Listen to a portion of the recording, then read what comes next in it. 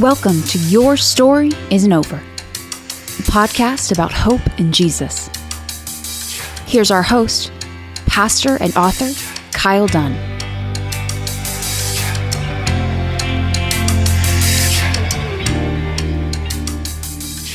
Well, welcome to the podcast, Brandon Couch. So excited to have you with us here today, man. Thanks for coming out and spending some time together. Of course. Thanks for having me.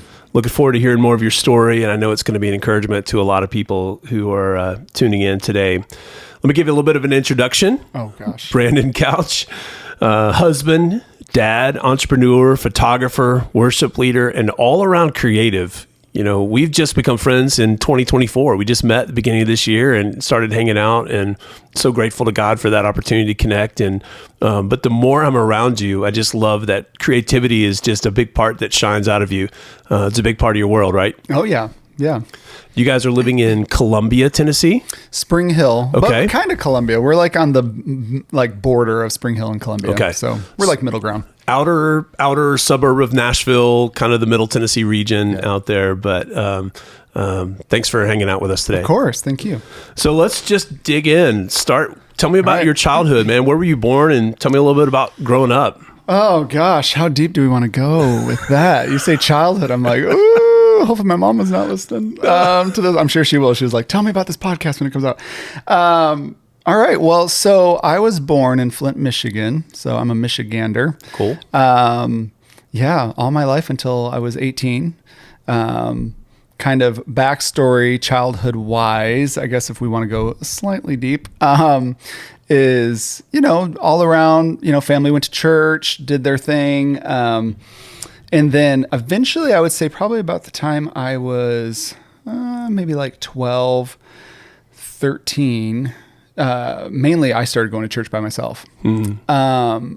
And that was kind of when life kind of started for me.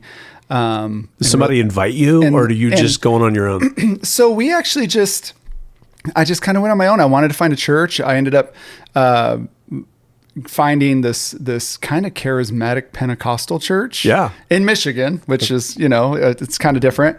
And found some people who were actually a lot older than me at the time. They were like in their 40s at the time. Okay. And they did music. They're looking for a vocalist, and they're like, "Hey, we understand you sing and stuff." And so I'm like, "Sure, let's go." And so I auditioned for their band, and then started going to that church, and it was awesome. And we traveled and did stuff. The band was called Heart Cry. Okay. And so through my teenage childhood years was doing that. But before all of that, growing up, I mean, I had a loving family, but there was always something I felt missing growing up.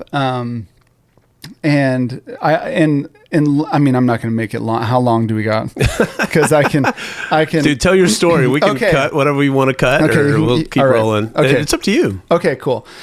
So before all of that, though, really growing up, I always knew there was always something in me that kind of was like, something's different. Like I when I was 5, my mom got married to her husband, who I grew up knowing as my dad. Awesome man, hard worker, worked for General Motors his whole life, it seemed like. Also was in the Army too, which I found that out when I was growing up. But that's who I grew up knowing as like my stepdad / my brother's, stepdad. But then realizing throughout the years, just seeing their dad, I was like, there's no way that this guy is my dad, this other guy, that's my brother's dad. Sure. And there's just something in my spirit that was just, as a kid, you're kind of trying to process it and you're like, how does this work? And I was around 8 when I was feeling all that kind of stuff. And then realized, like, just kind of searching for stuff. I got introduced to pornography when I was 8. Wow. From my neighbor's, my best friend, who was our neighbor. His dad would have it on when we'd come in and stuff. Wow. And I know I'm going deep really out the gate, but hey, this is about life change, right? And like transformation and all these kinds of stuff. But that kind of shaped me up until I was 13, of what, like, kind of looking for love in all the wrong places and stuff, and got into things I shouldn't have and that kind of stuff. But my parents always were loving. They had no clue, at all what was going on there. It was very much like they're just boys. They're just hanging out, doing stuff. And I never really brought it up. I just thought it was normal, Right. you know, like that's a normal thing. Right. But then, you know, going to church, then my parents stopped going to church. And then that's when I was kind of like, I need something in my life. And, was looking, you know, I went to counseling, did all that kind of stuff, and found a Christian counselor who then told me about this church that was in Fenton, Michigan. And I went there. They're like, hey, they're looking for someone to join this worship team band thing. And I was like, okay, well, I'll go check it out. And then that's kind of when kind of things started changing kind of for the better in a sense. But then I was dating a girl in high school who was 2 years older than me. And, you know, lost my virginity at 14 in her dad's basement because it was just, we were just, you know, hanging out, you know, and just thought all that stuff was normal. And then, but I always kind of was like, there's something in me that was like, this is wrong. This is not good. You know, something's off. And, my huge, he's still a best friend to me to this day. But his name was Rick Franklin, or is Rick Franklin. And he was the one that was in the band. He kind of was like my spiritual father that I needed. Like my dad is a believer, but like he worked all the time. And so when he come home, he'd watch TV or he'd watch sports. And, you know, I don't mind watching sports, but I just don't care. I'm a creative. Like I like doing all these things. You know, grew up with, you know, doing music since I was 5. So it was kind of like, all right, well, here's this guy that really took like ownership of like the spiritual side of being a spiritual father for me. And, he was like, you got to dump this girl that you're doing stuff with. And, you know, and I'm like, oh, okay, you know, and then he's like, let me talk about your life. And so we had a conversation. I told him about, you know, being introduced to pornography at 8 and, you know, falling into other things too with, you know, my best friend that was not good or honoring or anything like that. And thinking that was the normal thing, you know, like, oh, well, this is it. I must be this, or I must be that, you know, I must like guys or girls, you know, this kind of thing. And, he was like, no, that's not your identity. You know, he's like, do you understand that the stuff that you were, you know, shown at such a young age, like that's what shaped you. Like that's not your thing.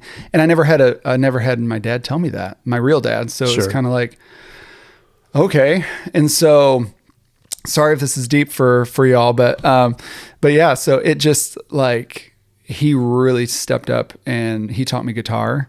He taught me all the things that I pretty much musically that I do today, and was just that spiritual father to me. And then we were in the band together, doing all that stuff throughout my teenage years. We went to Nashville, which is cool because now I live here, so it's awesome. And we got to open for Mercy Me and the Newsboys and all of them, which was great. And we did a whole bunch of stuff, which was cool. And then around 17, long story with this one. So 17, I found out growing up, the guy, my brother's dad, who I grew up knowing as my biological father, was not my dad. Wow. So they were like, you don't know who, you know, I was down in Texas, and hanging with my brother, who at the time was in the Air Force. And he's like, hey, you know, when you go back, you should ask Mom about your dad. I'm like, I know our dad, you know? And he's like, no, you don't. And I'm like, okay. And then he told me everything. So my brothers knew from the time since the time, I think they said, my brother Chris said by the time he was like probably 16, 17, he knew all this stuff. And so I just was like, you know, making jokes like, what, like, you know, this person's not, you know, like, he's not my real dad. Oh, okay. You know, and they're like, no, like, that's definitely true. Like, no. And I'm like, what? And so he told me all these things. And then I remember coming home on the plane the next day, and my mom picks me up. She's like, how was the trip? I was like, good. And so I started singing Neil Diamond songs. And no, Neil Diamond's not my dad. But as one does, love Neil Diamond stuff. It's great. So I started singing, you know, like, you know, Coming to America and Sweet Caroline in the back, you know, seat of the car, as my parents were pick me up from the airport. And I could tell my mom was just like kind of uncomfortable. Like, what is this kind of thing? Because the funny thing is my buddy Rick, who was my spiritual mentor, he owned a brake shop called Diamond Brake, And so when I first met him, my mom did a whole background check on him to be like, is he related to this side of the family? So long story short with that is that I came to find out when I was 18 that my biological father, his last name's Diamond. And so I've never met him in my entire life. So, so just, childhood stuff. And I wouldn't say, some people would say, oh, it's trauma, childhood trauma. I'm like, I had a great childhood. Like I didn't have like a bad, in my sense, some people would be like, that's horrible, but it's like, my parents were loving, my dad, Doug, who is my dad. Like I grew up since I was 5, knowing him as my stepdad, but that guy's he's my dad, Right. like I love him. Right. And he taught me what it means to work hard and all that stuff. And so, but yeah, like it just, my childhood was good in a sense, but there were those things I grew up thinking was normal. Yeah. Well, let's dig in just a little bit there. That's quite a bit. I said I go out the gate. In the beginning. I love it. I appreciate you being honest and real and sharing your story today. What a gift from God that this guy at the church, was willing to speak truth to you and say, hey, this isn't your identity. These are things that have been put in you and have shaped you in a corrupted way. Yeah. Not a for sure. a holy way. Yeah. And what a gift to kind of cause your paths to cross at that point. Yeah. So you're 13, 14 years old and you're wrestling with the sort of the toxicity of pornography and all those kind of things and the way it shapes your view of women and this relationship you were in with this young woman when you were 14 and all those things. Talk to us about, like, just briefly, what kind of healing, what kind of progress, what kind of putting sin to death were you able to experience with the counselor and this mentor and that kind of stuff? Because that's a big part of kind of coming on the other side of having pornography as a part of your life. Yeah. So, man, yeah. So the counseling and stuff was good, but after I met my buddy Rick, who is my spiritual dad, that was kind of when things really changed. I got rid of the counselor. Okay. And there was some weird stuff there too, because it was a woman and just she was kind of weird and like clingy. It was just, it's one of those, it was weird. But my buddy Rick though, like he just in that spirit, he held me accountable, which was awesome. He also always checked up on me like, hey, how are you doing? So good. Like what's up? Like, hey, and he would actually come out and just plain say it like, hey, have you looked at any porn today? Cool. I'm like, no. And he's like, good. Praise God. That's great. And I'm like, yeah, that's great. And he's like, have you and your girlfriend been sleeping together? Have you broke up with her yet? I'm like, nope, not yet, but I'm going to. He's like, okay. And then I wrestled with that. Like, I really liked her. I thought like we're high school sweethearts. It was kind of cool. Sure. And then eventually I found out, like, he came out and said, listen, you're a Christ follower. Even though I know all these things that you've done, you've been forgiven for it. Like, God loves you. Like, you are forgiven. Like, he thinks the most amazing thing about you that you could ever imagine. Like, even your own dad could never think highly of you like he does. And I was like, okay, whatever. And he's just like, but you can't be unequally yoked, even in a relationship dating with someone who doesn't believe in Jesus. And I'm like, well, I can get her to do that. And he was just like, you can't make someone do anything. And so he's like, Brandon, you just need to cut it out. Just focus on God, focus on us doing worship stuff, because we're doing little festivals and stuff, which were great. And they turned into big stuff, which is awesome. And I said, okay. I was like, I'm going to need your help, but I will do it. And he just said, well, just explain to her like where you're at, what's going on. And so I did. I explained all that. Even at one point asked her, I was like, hey, forgive me for us ever doing anything like what we did. Yeah. And she was like, who cares? It was great. I was like, no, like, as kids, it's like, whatever, Sure. But yeah. And so broke that off and just started really focusing on my walk with Jesus. And, the power in what you're describing right here is a mentor, a disciple maker, even though you probably wouldn't have used those terms at that No. point, but somebody who was loving enough to again speak truth and to give you like practical. We'll do this. Yeah. We'll go ahead and do this, and then to check up on you. That's such a beautiful thing. If somebody's listening today and part of their story right now is that word tangled, that they're just caught up in it and don't know how to kind of break out, how would you encourage somebody, no matter what age they are, if this is something that has a grip on them, what kind of spiritual encouragement could you give them some hope about getting out of that? Yeah.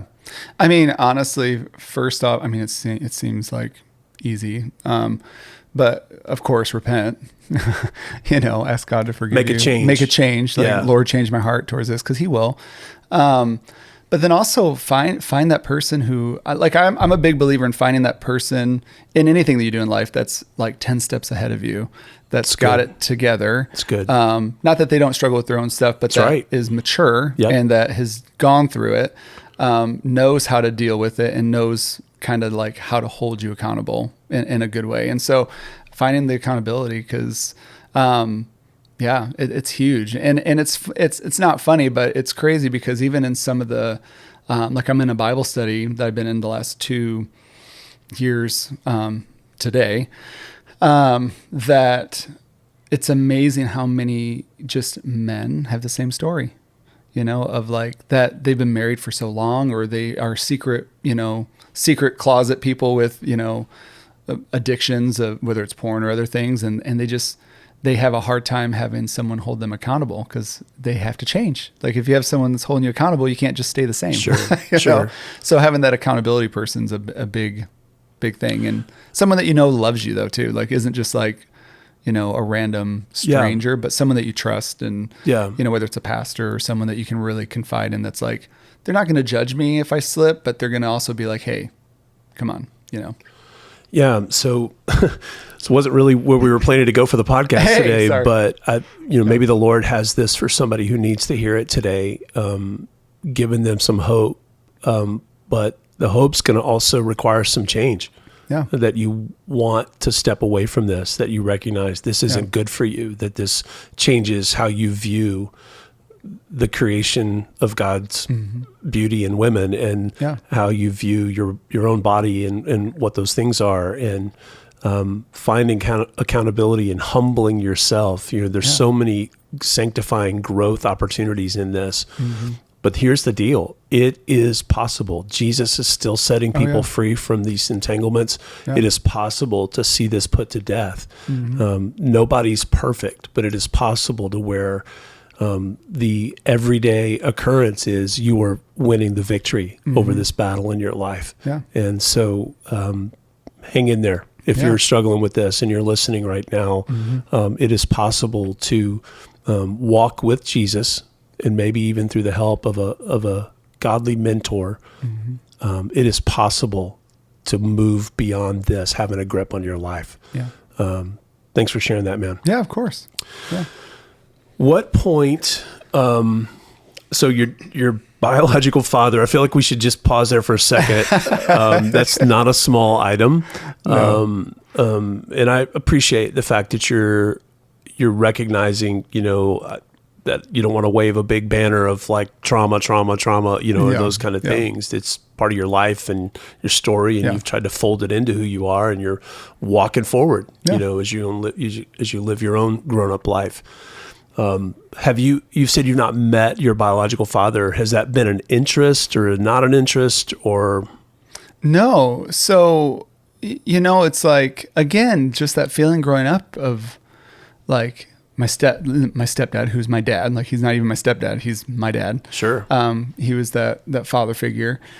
I just never cared after I found out, it was kind of like, do you want to know? Do you want this? But then I would hear stories. My mom, and here's, I guess this is kind of where it turns into another thing too, where it's like, I never cared to get to meet the guy, because if a man that can't accept responsibility and be like, no, this is my child. Yep. Regardless of him, because and the thing is, my mom had so much guilt her whole life up until literally probably 4 years ago. Wow. Like up until then, when I told her, I said, Mom, you have to stop. Like, cause she would get upset. Like she'd just be like, I know I haven't done a lot of things right. And so Mom, if you listen to this, sorry, I'm throwing you on the table. But like, but it's like, I remember telling her, I'm like, Mom, you can't harbor like this guilt and shame, when, like it doesn't bother me, it's like this, Doug is my dad and like these things, but it's cool how the Lord works because, he gave me a spiritual father who eventually in that guy's life and my buddy Rick's life at one point of his life, like years and years ago, came to me for wisdom. Wow. To ask me about something, which was crazy. And I was just like, wait, what? And that was when I really saw that like even spiritual mentors and stuff can fail, and they need wisdom from people that they mentor, And so it was just a really cool thing. And so I was just like, wow, the Lord's given me all these amazing guys who, are just great. I don't really have a desire to meet this guy, but the Lord works in awesome ways because this was about, I want to say 2021. It was during COVID, it was actually right before COVID, on the 4th of July, which, being that I was in the service, I was kind of like, this is funny how God works. It was 11:15 p.m. I got a Facebook message from a woman named Cynthia, last name Diamond. I was like, interesting. Long story short, she literally was just asking me all these questions. Are you Brandon Couch? Is your mom Karen? Is your dad that you grew up knowing as your dad Doug? Are these your brother's names? I mean, just listed off all these things that only like if you worked in the government or you did something, you could find out all this other information. Yeah.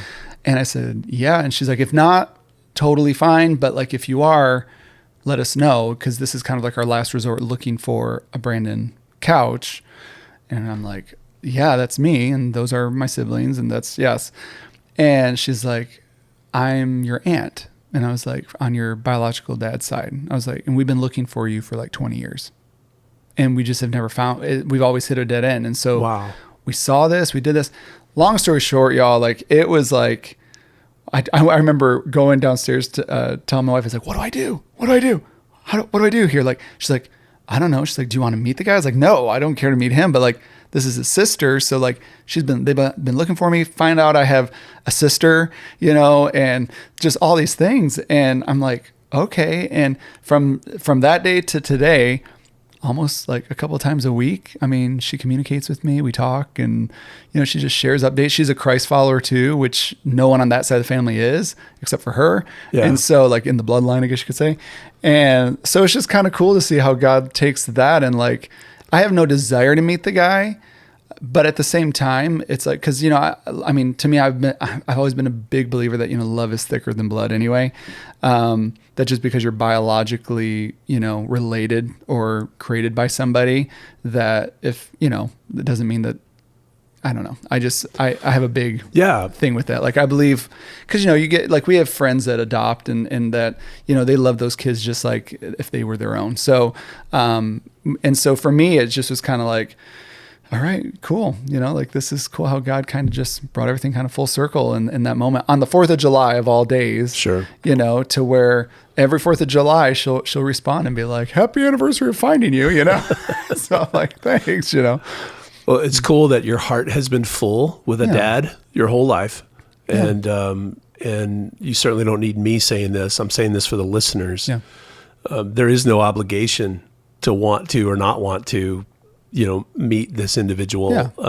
If somebody listening has a similar story, there's no right answer here. Mm-mm. It's sort of as your heart leads you and as you are prayerful about it. But thanks for sharing that part of the twists and turns of your life and kind of a sweet little connection.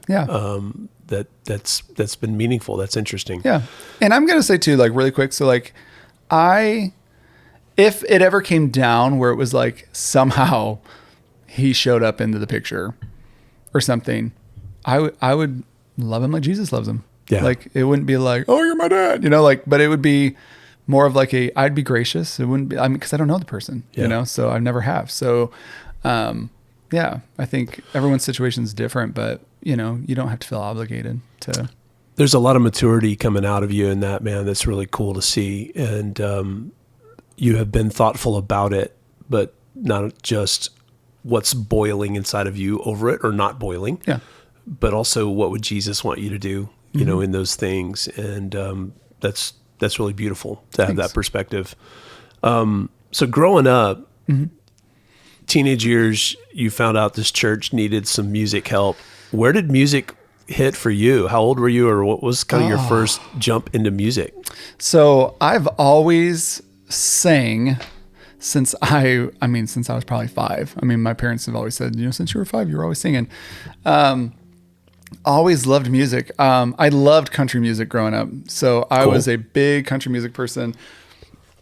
Did that I loved it. I was a Reba McEntire fan, just cause her shows were awesome. As a kid growing up, I was like, oh, this is amazing, and just all of it. Garth Brooks, all of like the original country people, not the new country, where it's like, like the traditional, the good stuff. That's another episode. But I've always loved music. I just always loved the way it made me feel, because I felt like I could get lost in it. Yeah. Were you playing an instrument at as a young age? Okay. No, I started picking up guitar through my buddy Rick. Okay. When I was around 13. Cool. And so I remember driving my parents crazy. I'd sit there playing like, listen to the C chord. And it was just the C string. It was just like, ding, ding, ding, ding, ding, and they'd just be like, that sounds amazing. Even my dad, he was like, that sounds great, bud. I'm like, thanks. And I'm like, I know it doesn't, but. Were you doing music in school, in high school? Yeah. So throughout all of high school, even middle school I was in 7th grade, and I did not a talent competition. It was just like a talent show. Yeah. And I did Eric Clapton's Tears in Heaven song. Of course. Love that song. It was great. And I remember I didn't look at anyone. I turned around and looked at the wall because I was so terrified of seeing people. But then the moment I got done, everyone was standing up cheering. And I was just like, wait, what is this? And everyone's like, that was like the voice of an angel. That was so good. I'm like, okay, whatever. And then that kind of was like, okay, well, if people like it, maybe I'll do it more. And so I started doing it more and doing it more. Got into doing a lot of country competitions down in Nashville. Cool. Back in those days, it was called Fanfare. So they would always do like these, every year there'd be like karaoke competitions that you have to go through all these stages and stuff. Well, I beat out every adult in the competition. So, and it was from like people all over the country that would come down, and we were there for days going through these karaoke competitions, and they put me in with the adults. They're like, hey, you're really good. We want to put you in with the adults. And I beat all of them. So it was so great. Good. And then that took me to the top 3, which was with Epic Records. And I was around, at that time, it was when I was 13, because we were down there the summer when I turned 13. And just was in the top 3. And I only got second because the guy in front of me, we all had tight jeans on, which I still wear today.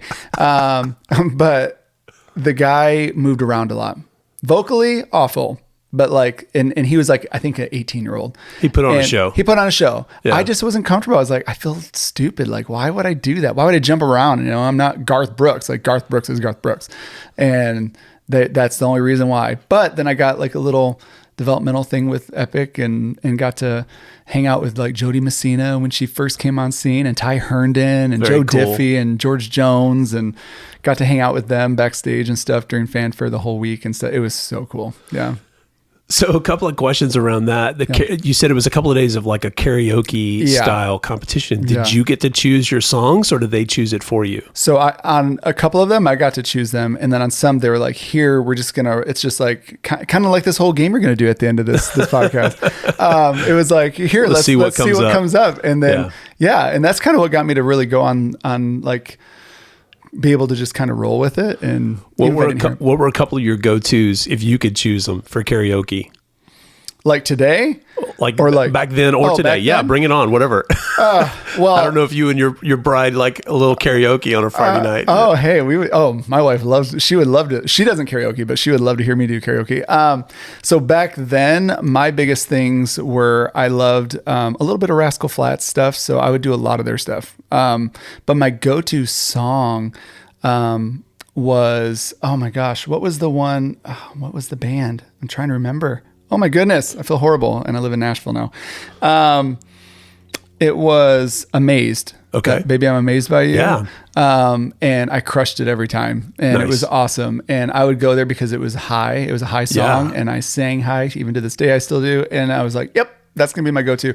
And that was the one I would always do as like the showstopper that they would have you do, like to where I know if I'm gonna hit that high note, and they're gonna go crazy, and it's gonna be great. And so I did it every single time. And then, yeah, it was great. And then I did a couple of Jody Messina ones. I would do some of the women ones, but I would change it to make it for a man. Okay. So I would change the lyrics Change the around lyric a little bit. Smart. which is great. But today, when I go karaoke and do different stuff, oh my goodness! Like if I ever do, usually it's like Adele. I'll do like Adele and Very cool. do that stuff. I love it. It's great. Nice. Yeah. So, how long have you been married? Oh wow, we've been married 16 years. Okay. Yeah. And I'm always afraid to pronounce your wife's name, but it's Shaylee or Chaley? Chaley. It's Chaley. Chaley, Okay. yeah. It's she's such a sweet person. I've only met her a couple of times, but she's so nice. So tell me about how you guys met and came together. Ooh, I always love these questions. You guys are going to like this part of this segment. Well, so joined the Army, went to Seattle. That took me to Seattle. That's where I met my wife because she's born and raised in Seattle, Washington. Okay. And so we met, again, came back to the Lord. I kind of stepped away in the Army a little bit. We were just figuring stuff out. I was figuring stuff out. And then was getting my life back on track, found a church in Seattle, and was like, I'm doing this God thing again. I'm going to be really dedicated and stuff. And then that Friday, because I went on a Wednesday night, that Friday, after it was, hey, we're going to a club. So I met my wife at a dance club. It was an 18 and older dance club in Seattle at the time. And I'll say it. It was called Club 131. They actually closed it due to trafficking, apparently. Oh my gosh. Like years later, not while we were there. But they just didn't sell alcohol. But we went there. That's when I met her. My buddies actually left to go do something, and so her stepsister, it was her best friend's fiance or something, came up and was like, hey, because he was in the service too, and was like, hey, my friend needs someone to dance with. And I was like, oh, okay. So went over and saw her. And crazy thing is, I was already a little tipsy because I was like, I'm getting my life back on, but I was like, fine, I'll go to the club. And was already kind of into a little bit of alcohol before I got there. And it's cool how the Lord works, because the moment I met her, I literally audibly heard the Holy Spirit tell me, this is going to be the mother of your children, and you're going to marry her, and she's going to bring you so much joy. And I was just thinking, what am I hearing right now? Is that the music that's loud? I don't know. And so then we danced for a little bit, maybe 2 songs. That's how I won her over, was with my dance moves. Our first dance song was Apple Bottom Jeans, Boots with the Fur. And the whole club was looking at her. I was looking at her too. And so we went and sat down at these chairs, and we literally just sat there until 2:30 in the morning, just talking. Best. And the Holy Spirit sobered me up. Like, I was not buzzed. I was not drunk anymore. I was so just enamored by her and just how sweet she was. And and then from then on, it's been history. It's been, that's amazing. And then I deployed, and she had to go through that while she was in college. And then, so it just, but we've been together 16 years now. So that's incredible. Yeah. What a gift, God bringing a partner and a best friend to come into your life like that. That's amazing. Mm-hmm. How many kids do you guys have? We have 2. So Emery was our first one. She's our daughter, and she's 10. She'll be 11 in July. And then our son Avery is 8. And they both are named after my battle buddies who died when I was deployed in Iraq. Man. So on like Memorial Day, even on Veterans Day, like any days, and on their birthday specifically, of my battle buddies, I always sit down and they're like, Daddy, tell us the story of who we're named after. So they always want to hear the stories. And so I get to tell them about their life and what they died for and all that kind of stuff. So wow, that's powerful. Yeah. Before we jump into some other things, and I want to get into some of the stories of your service, and those things, but what's one of your favorite things about Chaley? Oh, only one? Or 2. Okay, come on. Okay. Stretch your legs. Go for it. Okay. I love, and I'll try not to get emotional because I've been getting a lot more empathetic. My wife says I have had a lot more empathy lately. Is just how gracious she is. You know, she's a woman that, even when I fail or I feel that I fail sometimes, she would say, "Oh, he doesn't fail." But I would say she's always the one that like, she's always positive, you know, like, and I know we'll probably talk about it later, but like, even with what we went through when we moved to Nashville almost 2 years ago, it was like our first year. Last year was like just her strength and all of that. When I wanted to give up, was just like, wow, who is this woman, you know? But she's so gracious and so patient, and yeah, she's my best friend. So, awesome. Yeah. You know, my experience in marriage, Stacy and I have been married 34 years. We just celebrated last weekend. Yeah, I saw that. That's great. Isn't it humbling to be loved with that kind of grace by somebody? You know your own weakness and weirdness and flaws and struggles, and to just be met with that kind of "I'm still here" love is humbling on a whole other level. Yeah. And that's so cool that God's made that a part of your story. That's awesome. Mm-hmm. So talk to me a little bit about where the idea of joining the military came in for you. How old were you, and influences there? So I was 18, and you know, of course, you know, just all the past childhood stuff and teenage stuff and, you know, all that stuff, high school girlfriend stuff.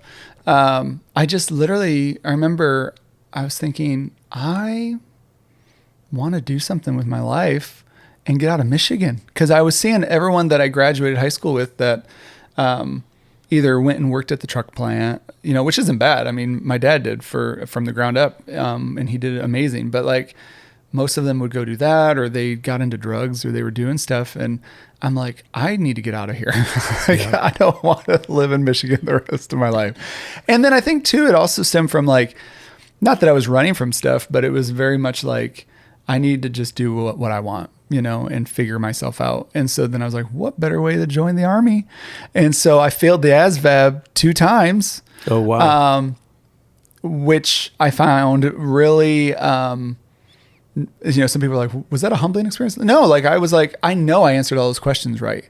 Cause I studied and I wasn't really good at test taking, but I was like, oh my gosh, these are easy. And yes, I know I did it, but I failed twice. And I'm like, there's no way I could fail this thing twice. Third time, I remember I went home after that. They're like, hey, you have one more chance or else you're gonna have to wait a whole another year. And I'm like, well, what did I get wrong? They're like, well, they didn't show us, but we just know. And I'm like, oh. And I remember I went home. I was like, all right, God, if you exist, you're going to let this test go through and I'm going to pass. No joke. The next week I went in and I scored it was a 135 on it, which meant technically, I mean, I could literally get into any branch of service, like whatever I wanted. So I could I could go into intelligence. I could do whatever. They gave me the option, hey, do you want to go military intelligence? I mean, it's really great. I'm like, no, where can I go kill people? Like, that's what I said. Only because I was just infuriated, like just with life and stuff at the time. And they're just like, well, you know, I mean, there's infantry. You can do that. I was like, all right, let's do it. So did that. Then I went military police halfway through and was military police until I got out. And so until my contract was done. And so I was just kind of like, you know, this will be great. So went to Missouri and... So I'm going to jump in here for a second. Yeah, go for it. You mentioned kind of like there's some rage underneath the surface, and kind of where was your heart and where were you in Jesus at this age in life? Yeah. So 18, I mean, I was still going to church and doing all that stuff. But I feel like I was just so like, I was almost like feeling like God was always quiet. In a sense in my life, like, why are these things not happening? Like, what are you doing? You know, and then finding out, you know, all the other things. And I think sometimes, you know, things you don't think bother you, you know, I mean, you know, the body's and the mind's amazing to how it suppresses, you know, emotions and different things that you go through and stuff. So I think there was a lot of that, but I mean, with Jesus, I mean, I always was like, yeah, he's there. You know, like it's cool. Cause then from 14, 15 to that time, it was like, I was following Jesus really good. Like I was doing all these things, you know, and, but then I was just like, done, not done with Jesus, but I was like, I'm done with this place, you know? Yeah. But then I feel like when I was like, God, you know, like if you truly are there listening, you're going to let me pass this thing. And he did. So a lot of that sounds like it was connected to the opportunity to get out from where you were and to kind of get your grown up life started somewhere else and to break out of some of what you saw happening and some of the people around you. You didn't want that cycle to be a part of your life along the way. Okay, cool. Yeah. So you join up. Yeah. How long is it? A long contract? So it's just five years. And so, we got stationed there in Seattle and, you know, of course met my wife and everything. And then 6 months later, after I met her, got deployed to Iraq. Okay. And so up until that time, I mean, we trained every day, and everything from all the different types of weapons and all that stuff. So, I mean, I got expert on everything that we did. And people would be like, did you really? Yes, I can show you the medals for it and I can show you the things for it. Did you deploy as military police? Yes. Okay. So, and the cool thing, the only difference is that infantry, you have to walk everywhere. Military police, you get to drive. So, but yeah, so we got stationed, so we got deployed to Iraq. We were in Kuwait for about a month and a half, 2 months, where we did more training, and all that stuff. Tell the listeners what a military police person does. You know, you might have ideas that it's sort of like a civic police force, but is it like that? Or so when you're stateside, so like if you're at the post or whatever, so the base that we were stationed at Fort Lewis, before it turned into Air Force and Army, which was like years after I got out. You have military police. When you're stateside, you kind of are like the cop, like you patrol, and a lot of times you'll be given like authority in a sense, like on the road from point A to the base entrance, right? But when you're deployed, you're pretty much infantry. So you're doing a lot of QRF stuff, which means quick reaction force. You're doing a lot of patrolling. Sometimes you're training up other dependent, like for us, where we were deployed in Iraq, our job was, we did a lot of things, but like one of our jobs was to help the Iraqi police learn how to be police. Okay. And learn how to protect themselves, which was comical in itself, just in a sense, just because, you know, it's different than what they're used to. But yeah, when you're deployed, it's a lot different. It's more of a, you know, everything's mission critical and you're, you know, I mean, at least for us, I mean, we were the ones kicking down doors and cordon off things, being QRF for different, you know, other agencies and different things too that we do. So. Yeah. So how long does a deployment last? So for the Army, when we were in, I don't know what it is now, but I know when we were in, usually deployments are a year. For us, we were there for almost 16 months. It was like 15 and a half months we were there. Which is crazy because we got extended. We were supposed to be back at the year mark. But then we got extended because they actually wrote a book about our deployment. It's called The Battle of Bakuba. Okay. And so there's a book on that. So it's on Amazon. Go read it. You'll see what we went through and all the stuff we endured there. It's written from one of the first sergeants that we actually, that was over there, which was really cool. But it gives you kind of an insight of kind of what that's about. And you can actually Google it too, and it'll tell you how bad it was when we were over there. So, okay. Yeah. Well, of course, I've told you this before, but thank you for serving. Mm-hmm. It's a big deal. And the stepping up, it means a lot. Yeah. I know there's 100, but any meaningful stories from the 16 months that you'd love to jump in? Yeah. Maybe some that were, you know, there were some that were rougher than others, but some maybe that were just your experience there. Yeah.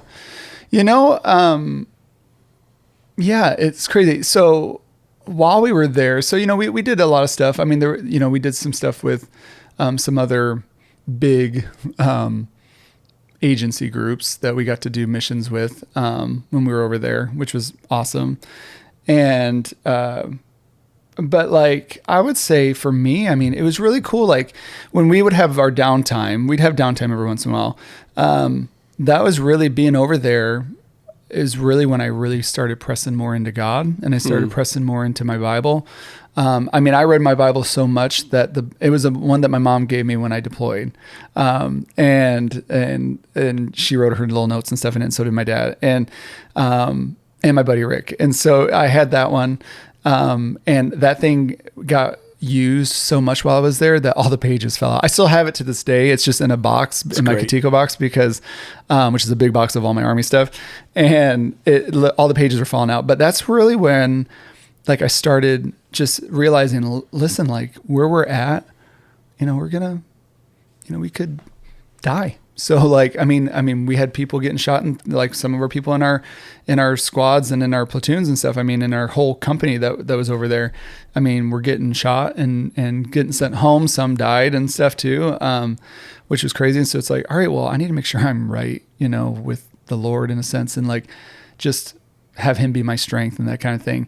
And that's when, and this will be my answer to later, but that's when I remember reading Philippians 4:13, and it said, I can do all things through Christ who gives me strength. And I wrote that on the bottom of my patrol cap, and I wrote it on my band, on my Kevlar helmet, just as a reminder when I'm out there that even when I'm hunkered down in a school, like we were many times, getting shot at and getting RPG'd and all these different things and blown up and stuff, that it was like, I can do all things, like God's give me strength for it. To the point where people who I served with, they would call me Reverend. It was so funny. They would call me Reverend, and they'd be like, all right. And so they'd have me pray on comms before we'd go out and stuff. And it was really cool. And just to see how people, even though they kind of made fun of it, but you could tell that they were like, they were looking for that comfort that only God could give you, the Holy Spirit could give you. And so, so that was kind of cool. And then I think a really cool part is, and everyone I served with would tell you, because they always knew stateside when we'd have bonfires and, they would be drinking and stuff, they'd be like, Brandon, get your couch, get your guitar, play us something. And so I'd always sing for them all the time around, and they just loved it. And so over there, some people found out. And then when it was one infantry unit, they lost a lot of people. But they were doing a memorial thing, and someone's like, hey, do we know anyone that can sing? And they're like, you got to get Specialist Couch. You got to get Specialist Couch to come do it. He's amazing. And that was my platoon sergeant that said that. And I'm like, where am I going? They're like, you're going to go do music for this. I don't care if it's a gospel song, worship, whatever you want to call it. They just need someone that can do this and stuff. And so it was during the ceremony, and almost every memorial that they did while we were over there, whether it was for our unit or for another unit that we've never even known, they would literally have me come. The warrant officers would come pick me up at my tent and be like, hey, Couch, come on. We got a piano. We got we got a guitar for you. Come and just do your thing. And they would make time for me to actually come and do that when I wasn't on missions and stuff. So we'd work out, and then I'd go and I'd do all that stuff. And it was really cool to see how God used worship, even though they didn't really understand what worship was. Cause I remember I was doing, Coming Back to the Heart of Worship was the song that I was doing. And then I started doing just like other things I just started coming up with, and they're just like, that's so beautiful. And that was really cool. You find yourself there, and teammates are referring to you as Rev and, that kind of thing. And then this opportunity to minister on some of the darkest days in platoons and squads. Did you have an awareness of like, man, God's placed me here with a little bit of ministry going on? Yeah. Was there that kind of awareness? Yeah, there was. And at the time I didn't really know, but I really felt like I was like, Lord, I know this is something most people who are trained the way that we're trained don't do. They either are just so focused on this, but a lot of them don't follow Jesus either. So they wouldn't know, But I remember like, all right, well, He's given me this gift and talent or whatever, that I do. And so I'll just use it where I can use it. And then I started realizing like, okay, people are requesting me to come do this because it's bringing some kind of peace to them that the Holy Spirit's using me to do. And so then I was kind of like, is this something that I should do when I get out? Or if I decide to get out, or if I don't want to join back up again, like what should I do? And that was kind of when I was like, I wonder if this worship thing is like going to be a thing for me, which was weird because I'm like thinking of all that we did when we were over there and stuff. Even though it was war, I was just like, okay, I know God forgives and this kind of stuff, but just like seeing the joy it brought people and just even like comfort was kind of, was cool. And then like fast forward, you know, people, my own teammates being able to see me do that. And like even our first sergeant who, you know, I won't even go into that, but like when I first joined the service, I had a rough time. I was rebellious. I was, and if any of them are listening to this, which I will share it with them and they'll laugh, they'll be like, yeah, he was. I was very much like just searching for myself, you know? And it was like, who are you to tell me like this? Like, what? Like, you're not going to talk to me like that. You know, like I was very rebellious. I didn't respect authority. You weren't getting with the program. I wasn't getting with the program. And they would tell you that. But every single one of them, it was cool to see how God used them to really like speak into me more and be like, you know, I remember them telling me, all of them, my first sergeant Schilling, my first sergeant, and then our platoon, not platoon, well, our platoon leader did too, but our lieutenant that we had, Schillings, who, I mean, you know, they're not Christ followers at all, but like they were very much like, hey, I remember we were on a training thing and they would always speak into me. They're like, Couch, listen, you're going to get in trouble because you're not respecting authority. You are a great soldier. You're great at shooting. You're great at all the things you're doing. You're great at it. So like, that's crazy that you're great at all this stuff, which is awesome. But they're like, you're going to have to pick what you want to do because like, if you keep going this way, they're like, it's not going to be good. Like you're going to you might get kicked out, you know, and not in a good way. And it like at all. And I was they like, were trying to help you. They're helping me. Yeah. And the stuff they spoke in was really good. And it was just like, okay, well, this is what I decided I'm going to do. I'm going to do it. And then that was kind of it. And then they started seeing a shift where it was like, okay, this. And then for them, you know, when we were deployed, you know, they would always come and be like, hey, Couch, what do you want to say? Like, hey, you know, do you want to do a prayer? Do you want to like, cause they knew, you know, like where my help and where my hope and where my faith was in and who it was in and stuff. And so, you know, it was just really cool during the time of our deployment, like to really be able to not just use the gifts and stuff that God's given me, but to see God kind of shape that into what I do today. Yeah. But then also like, you know, when my buddy, Emery Blair was his first name, when he died, which was crazy. He wouldn't have died if we didn't get extended, but I remember the night before he went out on a mission. I remember him and I were talking and out of the blue, it was crazy. Like out of the blue, he was like, you know, I believe in God, right? And, I was like, yeah, I know. And I was like, do you though? But do you, you know, and him and I would always joke and he's like, yeah. He's like, I do believe in Jesus, you know. So I know I don't live like it, but he's like, I do believe in Jesus. And I was like, okay. And stuff. And he's like, you know, I may not be perfect, you know, he's like, but he said, I know he created me and I know this and stuff. And I've never heard him say that the years that I've known him. Wow. And that was the night before. And then he went out and he actually replaced somebody who couldn't go out on a mission the next day. And that was the day he died. And that day they were saying, friends that we were with that were with him were saying that when they went to one of the compounds we would go to, which SF was at and stuff, who we did some stuff with when we were there, they were going back out, I think, with them or with somebody else. And they were just in the little cafeteria thing that they had on this little compound. I mean, there was nothing. We call it a cafeteria. It was like a box, you know? Yeah. But they were just like, they said like he was sick, like he didn't feel good. Like, and somebody I remember told me that it was like his soul knew he wasn't going to make it. Like there was something in him where he just did not feel good. Like he woke up that day, felt drained, which he never did. He was the life of everything. Like he was hilarious. But then that was the day he died. And yeah, it was tough. But it, you know, like to see though, the faith that like, and just doing and just being faithful with what God, like just soaking in the word every day and people seeing it but for him to say that, it was kind of like I remember looking back going like, Lord, was that you? Like just kind of getting me prepared to be like, hey, he'll be in a good place kind of thing. Cause then I remember that night, I mean, we all like, they call it blackout. So you go through blackout when you're deployed, where you can't call home until the actual, the wife, cause he was married.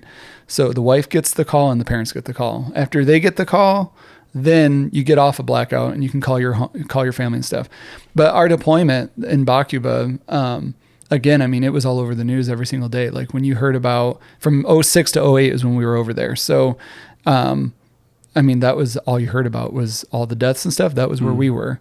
And it was, it was, it was hell in a sense, but it was, like it was crazy, because I remember that night after, he passed, and this is weird, but Chaley would tell you this too. Like there's been times at night, like, where I used to wake up and she's like, you were talking to Emery. And I'm like, I remember. Yeah. I was like, he was at the foot of my bed. He was just saying, hey, I'm good. Wow. And it was like, I feel like sometimes the Holy Spirit will give us visions of stuff, whether it's a dream or something that like comforts us when we don't know we need it. And it's been years since I've had that, but like with people that, we were close to, but yeah, it was tough. But then, and then when I was, then we lost our other friend, Jeff Avery, and who I named my son after. And, that it's just, when you experience that stuff, it's like, you can either go one way or you can go the other way, which, hopefully would be to just, go to God and be like, hey, I don't know what you're doing. I need you to show up. Yeah. Yeah. I'm sorry you lost Blair. And I know there are others as well as a part of that experience, but you weren't with him on that mission. So we were out that day. So I wasn't in that convoy with him. Our friend Casey was, and she was actually, she was the gunner that day, actually, in the ASV when it got blown up and thrown into the canal.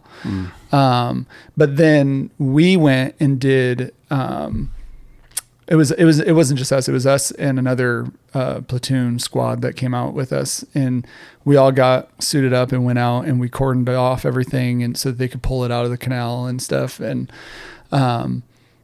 so, but I mean, he, for her last words, she said, or his last words, she was telling us, and so did her team leader, was just like, I mean, he was still alive, but the moment he took his vest off, because his whole back was blown out.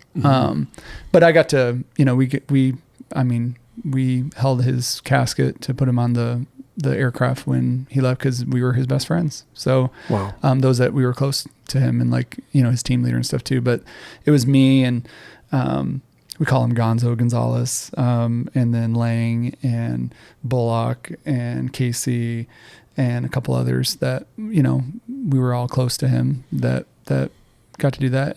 But to see like all of the, to see, you're someone who, we were all close to, and to see like, everything bloody and stuff. I mean, and having to clean up stuff, and it's tough, and yeah. What carried you through that really, really rough chapter of your story? What gave you encouragement and hope and all that? I mean, obviously God. But I think too, it was like, it was God, but part of it too was, for me was like, I remember we get back and our first sergeant, the one who, when I first got to the unit, that was like, you got to get your stuff together, Kosh. He would be like, Brandon, sing something.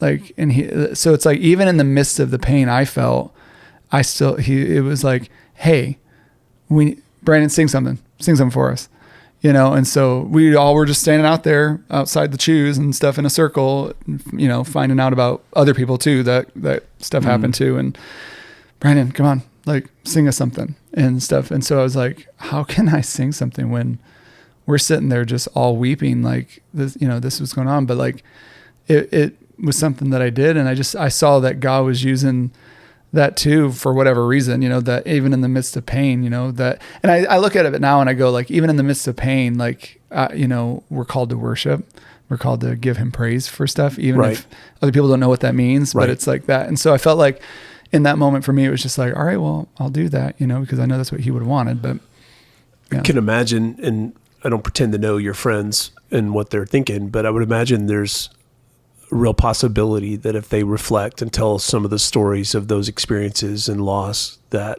part of what helped carry them through was you. Part of what carried them through was your faith.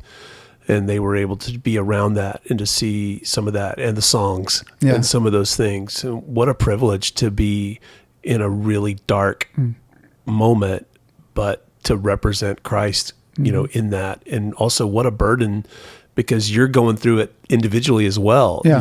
You're not just thinking, oh, how can I take care of these other ones? You're also experiencing a lot of hurt yourself. Yeah. But a ministry moment nonetheless. Yeah. And it's true. I don't know what was in your mind when you were hearing that you were about to deploy, whether you were excited or dreading, but one of the things we see is God had a place for you. God had a purpose for you, that God was placing you there to be in the middle of all that because he knew what was coming. And if you're listening today and something takes a twist or a turn and all those things, you never know what God wants to do, not just in you, but through you in some tough and difficult places. Yeah. Yeah. And and the cool thing through all of it is, growing up, like I never was a songwriter.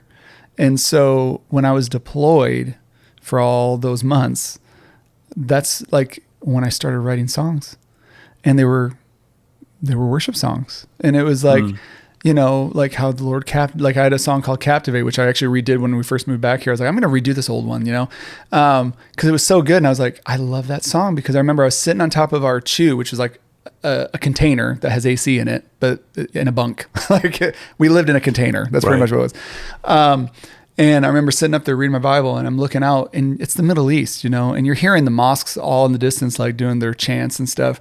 But like, I'm looking at everything going like, wow, like it was almost like I got like a kind of like a look into biblical days, in a sense of like what the Middle East is like, and like what, like just the desert, and just all just like how vast and wide it was, where you could look and be like, wow, there's things so far away, but just how it just captivated me. And I was like, remember writing stuff. And then I started writing other things, and all in my Bible. And that's when I started writing music. And I was just like, I've never been a songwriter. So people are like, do you have, experience in that? I'm like, nope. Iraq was my experience in learning how to write. So, yeah. Well, thanks for sharing the story about Blair and those encounters, and man, almost surreal to be invited to go and sing at these other tough memorial moments in other places and things. Were there other moments of your own personal interaction and tough days there that you want to talk about, or any stories of your own experiences up close and personal? I mean, I could, but it'd be a lot. But no. I mean, other than like, of course, like the, I mean, again, there were good times and bad times. I think just like with anything, I mean, if you are in a combat unit, and that's what I always tell people, like when you're in a combat unit, not just like, oh, I'm in Iraq. Cause I mean, we had cooks, we had mechanics, we had, people, but like we were the ones that actually went out on missions and did like, we saw everything. And, I will say there was one part, and this was before Blair and everybody, but I remember we were, this is kind of a God story too, in a sense, because right before we have a thing called R&R, which is like, a break that you get to go home for like a week, 2 weeks, to see family, but you're designated a time. I, unfortunately, being that my last name starts with a C, had to go sooner than everyone else. So like we get over there, and then like April, it was April. I want to say it was April 1st that we were going out on this mission, and that was the first time in the whole time we were deployed that the Pentagon came down saying, hey, Geneva Conventions, here's what you got to do. You have to wear your Kevlar. You have to wear everything in this vehicle that you're driving. So we drove an ASV, which means armored security vehicle. So it's like 25, 30 feet long. It looks like a tank, but with big wheels. It's really cool. Yeah. But it's super tight on the inside as a driver and doing stuff. Even the gunners that we had, like it's super tight. So we never wore them the whole time we were there, because even on missions, it's like, I mean, Kevlars, are they really going to save you? No. I mean, it might help, but most of the time, no. And so, they said you have to wear it in the vehicle. Well, that was the day that we went out on this mission. And I remember we go down this route. It was called Route 408. And it was the worst route. Every time someone went down there, you got blown up or shot at, or you got ambushed. That's just what it was every day for every day. And we went down that way, and we were, I won't go into the details of like the OPSEC stuff, but like we were going down, and I was the number 2 vehicle. The Humvee, the first vehicle was already ahead. And we turned down this road on 408, and that we called it. And I remember there was this down telephone pole, and there's some wires sticking out, and I'm like, there's a bomb in there. There is a bomb in there. And I look over, and my team leader Lang looked over, and he's just like, yeah, we're going to radio it. And so I radioed it to at the time it was the person that was the squad leader at that day. And was like, hey, they're like, what's going on, 2 Bravo? And I was like, there's a bomb in this thing. And they're like, all right, we'll hit it up with like thermal. And so we did thermal and looked and stuff. It was hot, meaning like it was active. And then I remember we're going back and forth, and then Lang, my team leader at the time, was going back and forth. And I remember they were like, there's someone on a roof. There's someone watching on the roof. And they're like, well, what's he doing? And so at that point, we couldn't just engage the enemy. We had to wait for them to shoot us first. Wow. In order to engage them. Where before, it was like, hey, if you're out there and there's a bomb there, we're just going to take you all out, because we don't know who's responsible for it. And so we couldn't do it this time. And so we're like, okay. And so this is the day that it's like, we had to wear all this heavy armor, our Kevlar and our vest and everything. And I remember on our comms, the sergeant was like, hey, proceed with caution. I'm like, are you freaking kidding me? Proceed with caution. He's like, so it's going to blow up. And he's like, we don't see it. Just go slow. I'm like, why would we go slow? And we had run flats. I mean, the tires were gigantic. So, I mean, we had run flats. And I remember looking at Lang, and Lang looked, and he's like, I mean, we have to. We're just sitting ducks here. We're all sitting here. Everyone's lined up on this alley thing.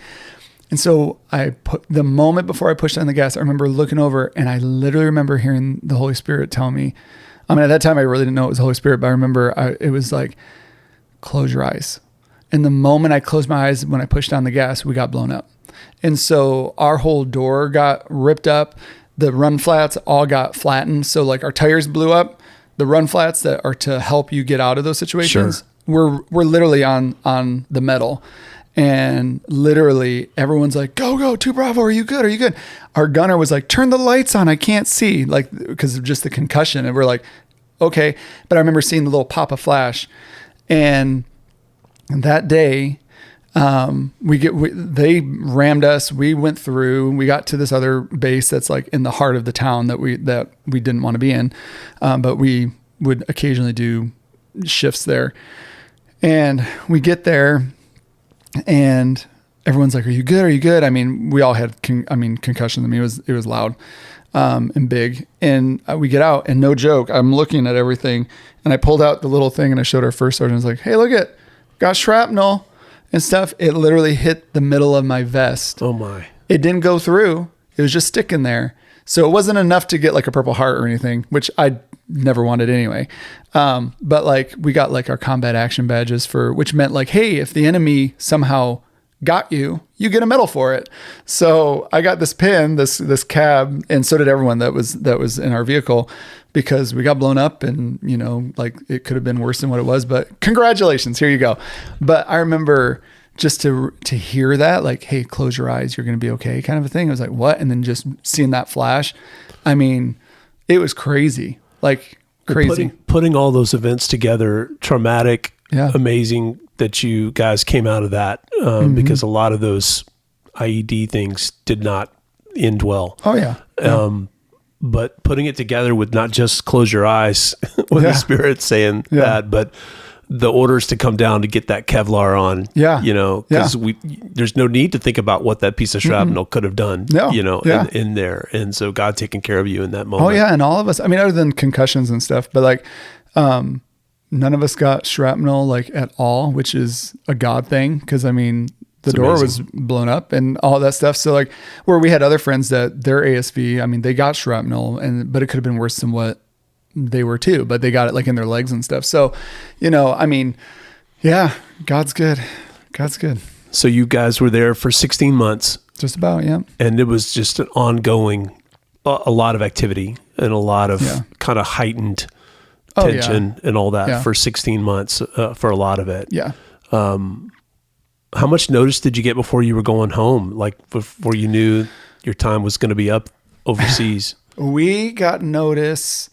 I want to say it was about three months before.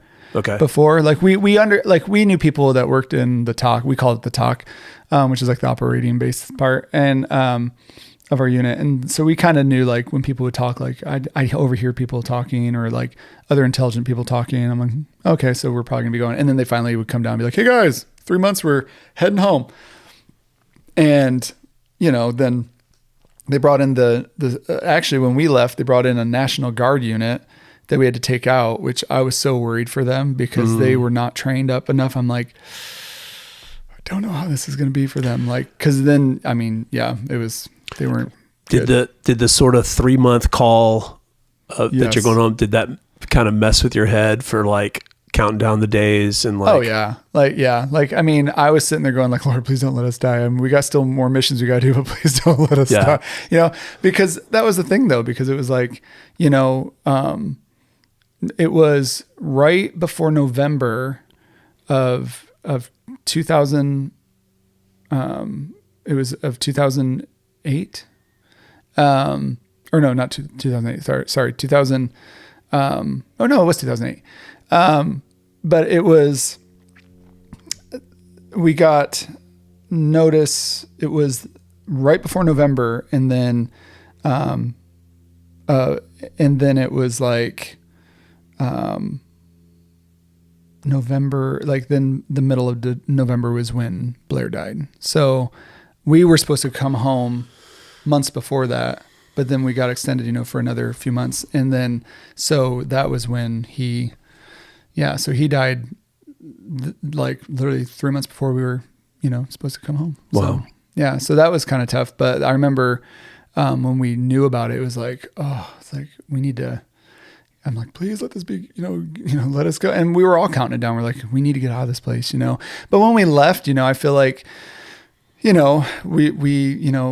even though he wasn't there, and like those that we lost, weren't, cause we lost quite a few people. But like their bodies weren't left there, but it felt weird when we got on the Chinooks to go to the one base in Kuwait and then to come home. It just felt like we were leaving. Like I at least for me, I felt like, and I'm sure everyone else would say the same thing, but like it felt like we were just leaving our battle buddies, because they didn't get to come home, but we did, kind of thing. So it was kind of like, even though we all did the same job and we all did the same stuff, it was just, it was just kind of that thing. So of like, like we get to come home, but they didn't. So it was just that, not guilt, but like, even their parents and stuff showed up at the airport when we flew back stateside, and they were there to welcome us home and stuff. And they requested our squad to come talk to the parents and stuff. They wanted to talk to us because of Blair and stuff. And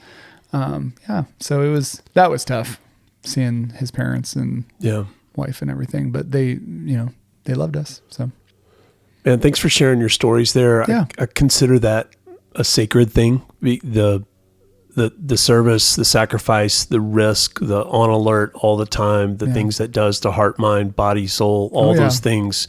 That is a sacred thing and not just a dramatic story kind of thing. So thanks for sharing that. Of course. That episode of your life along the way.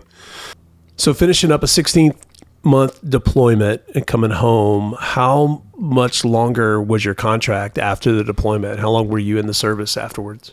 So I was in for just another year. Okay. So my wife and I got married in 2008. March 8th of 2008. And then was in until for about another year. So like 2009 is when I got out. So yeah. So what was life like when you finished the military? What were your plans? What did you jump into right after? So, well, if I wanted to stay in, I would have. Chaley told me no. She said, no, you're not staying in the Army. So I got out. I went through they did like a job thing when you get out and you can go and learn how to do a resume and all this other stuff. Like, don't put you kill people for a living on there, or that you're trained to do all this stuff. And so, yeah, so it was funny. But I remember I went through a job training thing. Long story short, got accepted into the Seattle FBI, to their academy because I wanted to be a special agent. So I was like, okay, I'll do that. And then Chaley and I had some talks about that, and she was like, just because in her own sense, she's like thinking through the deployment, all of the trauma from that. She actually failed out of college because of the stress of it. But I would tell you right now, she is the smartest woman. I mean, she homeschools our kids the last 6 years. That's great. She's an amazing teacher. She's so stinking smart. But she failed out of that. So she was like, I can't deal with you going. Wow. Cause I would have had to leave like 2 weeks later if I accepted it. And so I was like, no. So then, after the service, it was just like, no one would hire me for 2 years, almost 3.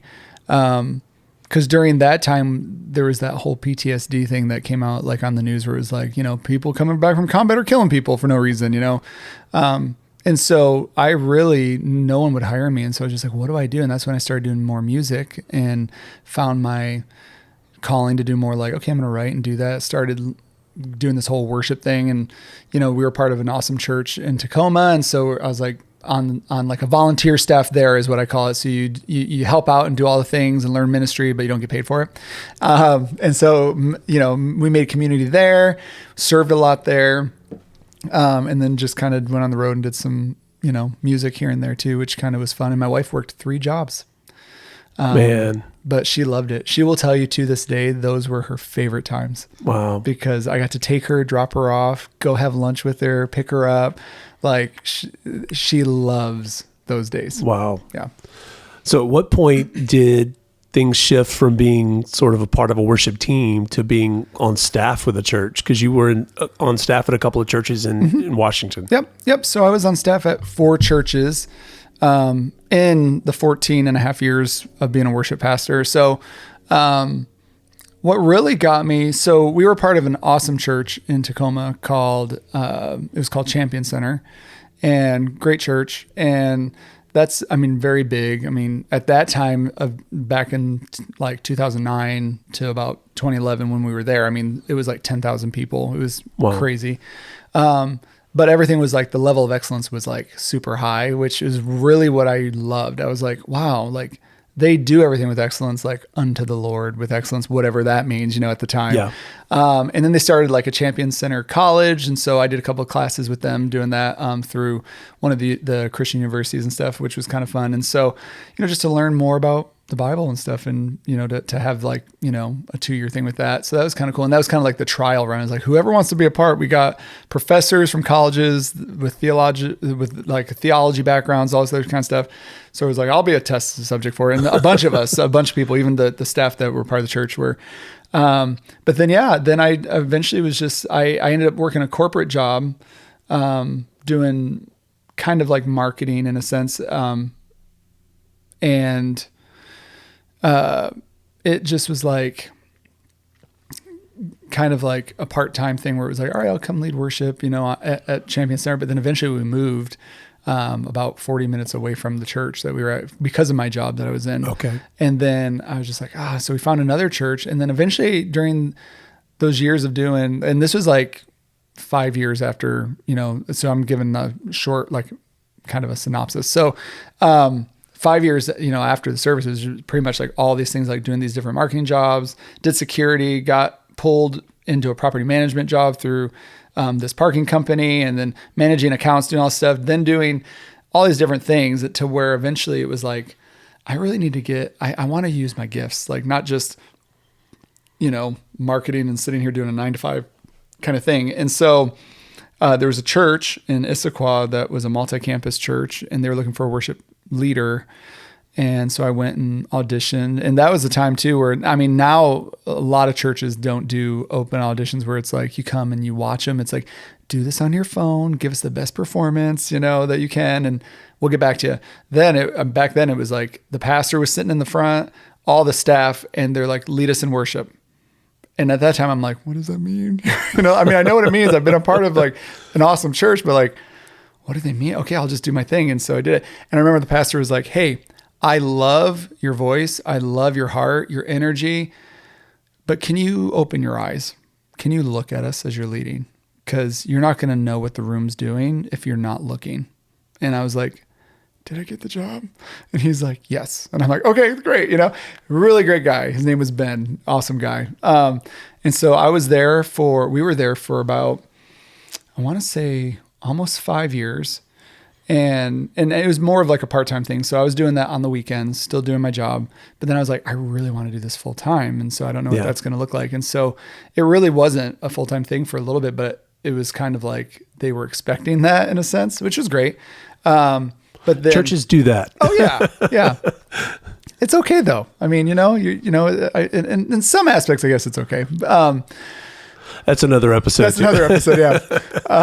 But then, we did that for a while. And then that's where I really learned about, again, they did everything with excellence too. So, I mean, we had multiple campuses. We did the whole church planning thing from setup to tear down where, we flew line arrays. We did all that stuff before all these other people were doing it. So it was really cool, where we transformed school. So I really learned all the like heart behind like church leadership and that kind of stuff through that church, which was really good. And to the point where after working my corporate job, my boss that I worked for, she, awesome woman, was like, you are so gifted at like graphics and this kind of stuff. But I went to your church this last Sunday and I saw you leading worship because she came to our church. I was like, oh, cool. And she was like, have you ever thought of just doing that in like your business, like doing what you love? And I'm like, I know. And she literally, my last paycheck gave me money to do my business. Wow. So I was like, you're amazing. This is okay. Okay, cool. Because I was supposed to be marketing director of the company we were a part of. And it just didn't work because they didn't want rogue marketing. It had to be their branded marketing, which was horrible and ugly looking. And what we were doing to land Amazon clients was like, at that time, like hip and current and cool. And we went outside the box. They wanted to keep everything in. I'm like, okay. So she's like, go do your thing. And so I was like, cool. So then I ended up finding the pastor that was part of this other campus of the church we were part of, Timberlake, was like starting a church in Lake Stevens, Washington. And we were there for 5 years. And it was just the pastor, me, family pastor. We didn't even have a youth pastor yet. It was just someone they were kind of thinking. And then we had an admin. So there was only 4 of us. And he took over this church, multi-generational sense. It literally, I mean, he changed everything. But we grew that church after he took it over. He was there for a month, hired me. He's like, wait, you do graphics and stuff? I'm like, yeah. He's like, we need a worship pastor and a creative director. So technically you're going to do all the marketing, videos, photography of the church, the brand of the church, and you're going to lead worship on the weekends in your team. I'm like, okay, how much are you going to pay me? He's like, 30 grand sound good? I was like, perfect. That's great. And doing what I love. This is great. And then I did my business still on the side, but we were there for 5 years, but we grew that church. Our first 4 months, it went from 175 people. By the 4th month, we were at 2,700. So that's amazing. And we were changing service times every single week because it was like just growing like crazy. And a lot of people would sit and be like, we got to hire that person because they're doing something right. And it's like, I mean, at the time I feel like, God was just really breathing life on a dying church and being like in the community. Like we were very much about community, which is why it resonated so well with us, where we were like, my wife and I were just like, we love people and we love community and we love people feeling valued and honored and like encouraged. And we did that as a staff. So, and our pastor did it too for a long time. And so it was very much like, I think that's why it grew so much, because we put ourselves out there. So was that one a merger with an existing congregation, or was it just sort of a revitalization? So it was merging with another congregation. Gotcha. So those that wanted to stay, stayed. Those that didn't, left. Yeah. And the ones that left were because they took the 10 Commandments off the wall. When you walked in, it was like the ugliest looking thing, Again, that's another episode. But it was great. And but that was really where I found a love for ministry, was doing that. And then that took me, after 5 years, it was like, hey, I need to go. I still want to do this thing and do that. And then another church picked me up and they were even bigger than what we were. And at the time when I left that church, which we loved, it's just I needed more money because I was having kids and I was like, I need more money, and wasn't going to get it. And this church was like, hey, we're multi-site too, but they were even bigger. And same thing though, worship pastor, creative guy, but then did that and then helped a friend right before COVID. I was helping a friend. And again, this is like really quick, but went through helping him with the church plant that he started because he took over a church in Marysville. And then that pastor that I left the church that was in Lake Stevens said, hey, if you can get Brandon Couch, he'll help your church grow. It'll be really good. He's just really great at what he does.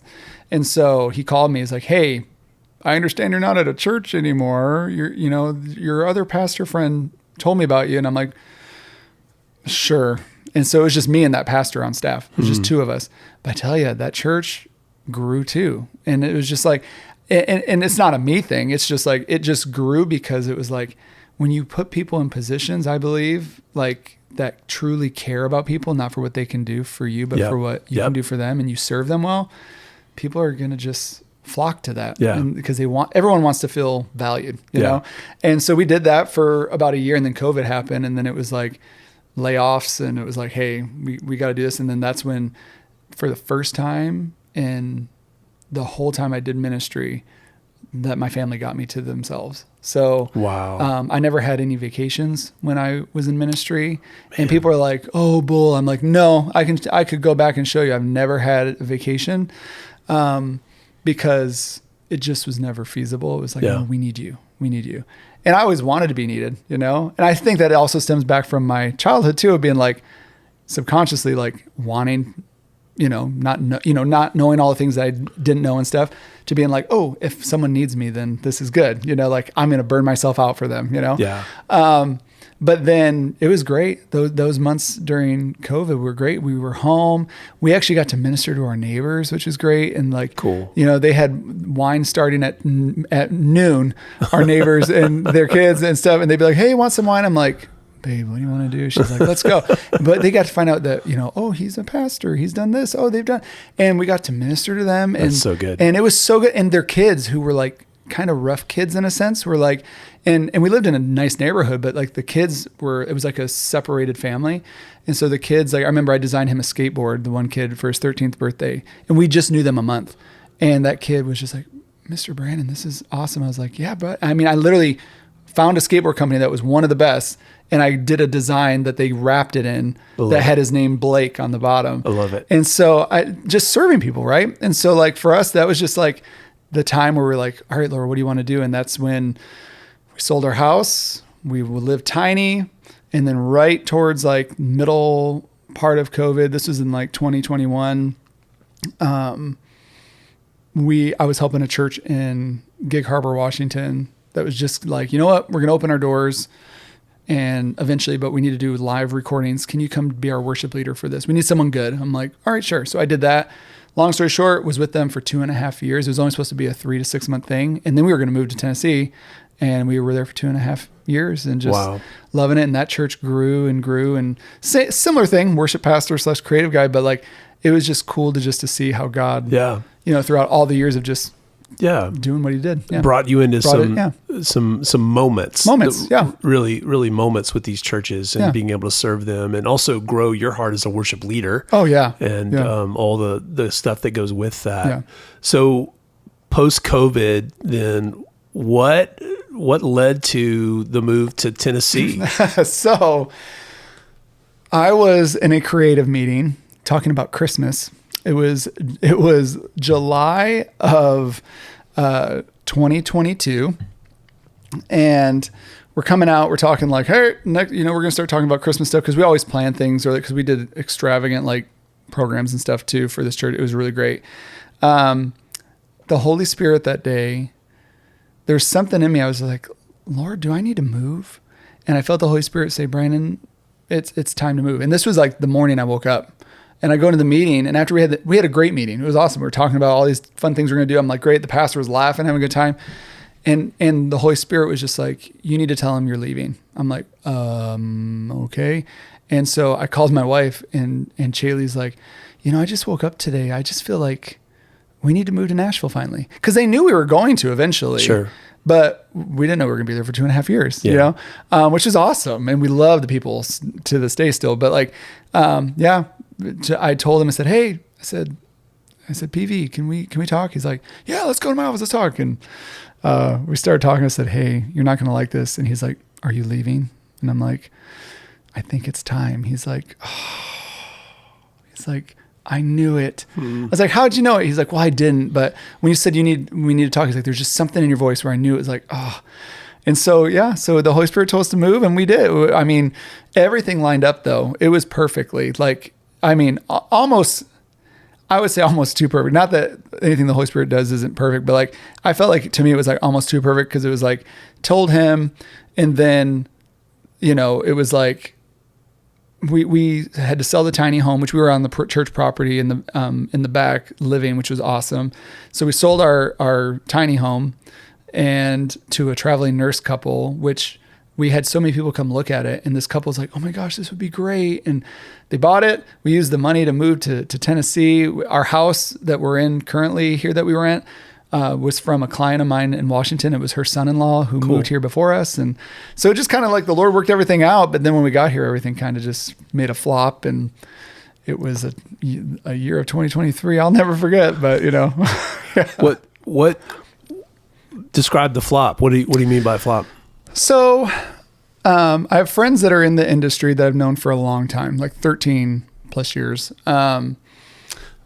Music industry or marketing, creative? So no, music. So okay. Music. And so, they were like, hey, you're moving here? Awesome. I want you to come on the road, do this. We had everything lined up. I met with their manager, their company, everything. Everything seemed to be great. And I didn't hear anything for like a week. I'm like, okay, well, they go out in another week. Like I haven't heard anything. So I called him. It's like, hey, I said, bro, like what's going on? He's like, I'll get back to you. I haven't heard anything from the manager. So he called him. They apparently found somebody else already before whatever. And so it was just kind of like, okay. So I was like, all right, that was kind of a letdown. All right, what are we going to do? But at that time we had money and stuff. So we had savings and stuff. We're like, all right, cool. And so it was kind of like the year of, okay, well, we got to start in a new place. I got to do my business, or I got to find something else. But then the fall of 2022, before all that stuff happened, I wrote a song called Faithful that was talking about the faithfulness of God and this kind of stuff. I mean, then to know that in 2023, that would be like my song for my life, amongst another one. It was just crazy. And it was like, okay, but we woke up one day. My wife is not a spender at all. She's very much like, I want to know what we're spending, like that kind of thing, which she has access to all that. We woke up, she's like, hey, you need to call the bank. Like something's up. Like long story short, we lost everything. So the only thing I had left was $3,500 in our savings account. So enough for $2,100 for rent. And then maybe that, but then there was nothing else. Wow. And the bank's like, we see all your money still. We still see, $18,000 in here. And I'm like, well, it's not showing. And they're like, well, just check back. If anything changes, we'll let you know. Checked back in a week. They're like, we still see it. Like, so maybe it's just the app. And I'm like, so if I use my card, I'm going to be fine. They're like, you should be. Yeah. I mean, we're seeing it. I'm like, okay, my card got declined. I'm like, this is ridiculous. Wow. And I felt horrible. I was like, what is going on? And so it literally ended up being a year of God telling me to say yes to one man that I became friends with at a church we were at the time. We met him at a Thanksgiving thing that winter before. And, I said yes to doing a podcast with him, and that brought relationships in with all these different people that over the whole year just ended up changing my life. Wow. And God really came through. But it was also like God really showing me that, like, I mean, he's the provider. Like, Yeah. it doesn't matter, like, if you got a steady job or you make all this money, what happens with one day you wake up and it's all gone? You know, are you going to freak out like I did? Yeah, probably. Cause I mean, I freaked out. I was like, this is not happening.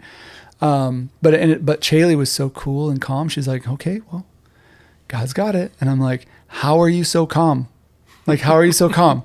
Like, I am freaking out right now.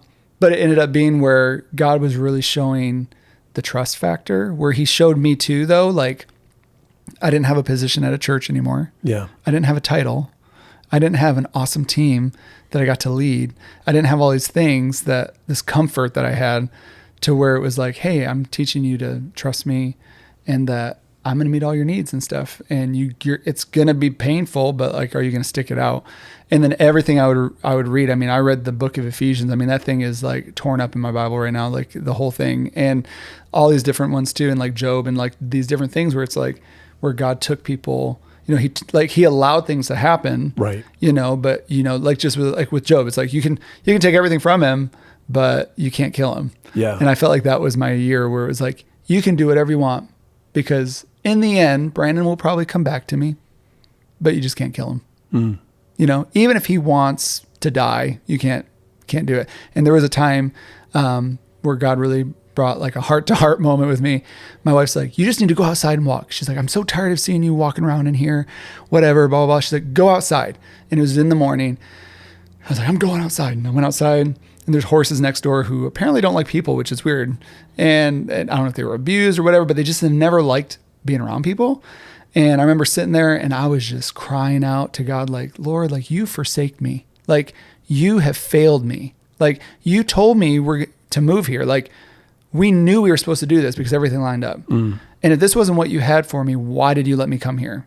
Because then that time too, I'm like seeing all these people who are self-seeking that aren't even necessarily great at what they do, but yet they're getting praise and they're getting all these opportunities. And I'm just like, Lord, what is going on? Yeah. You know, and then like to have friends fail to you know, that are like, hey, I promise you're going to come do this with me. And then they don't let you do it. Or, you know, it's like just different things. It's like, what are you doing? Like, you failed me and stuff.